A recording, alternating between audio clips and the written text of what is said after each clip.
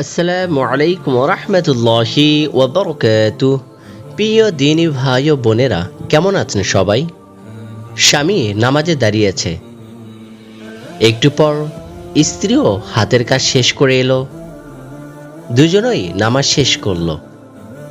স্বামী স্ত্রীর হাতটা টেনে নিল। স্ত্রীর আঙ্গুলের করে গুনে গুনে কিছু একটা হিসাব কষতে শুরু করলো। স্ত্রী অবাক হয়ে জানতে চাইল, স্ত্রী, আমার আঙ্গুলে কি গুনছ? স্বামী, তসবিহে ফাতেমে পড়ছি। স্ত্রী, তোমার আঙ্গুলে পড়লে কি সমস্যা? স্বামী বলল, কোনো সমস্যা নেই, তবে আমার তসবিহ পাঠের সওয়াবে যাতে তুমিও শরিক থাকো, সেজন্যই এটা করছি। হালাল বিনোদনের সাথে সাথে হালাল সওয়াবও কামাই হলো।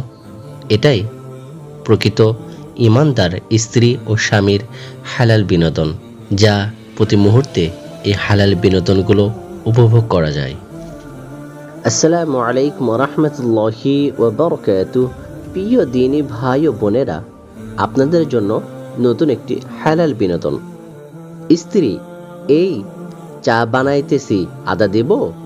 স্বামী, দাও। স্ত্রী, হালকা তেজপাতা দেই? স্বামী, দাও। স্ত্রী, সাথে লেবু দেই, তাহলে চা ভালো হবে? স্বামী, সাথে পেঁয়াজ, মরিচ, আদা, রসুন, দারুচিনি ও যা আছে সব দাও, খেয়ে মরে যাই।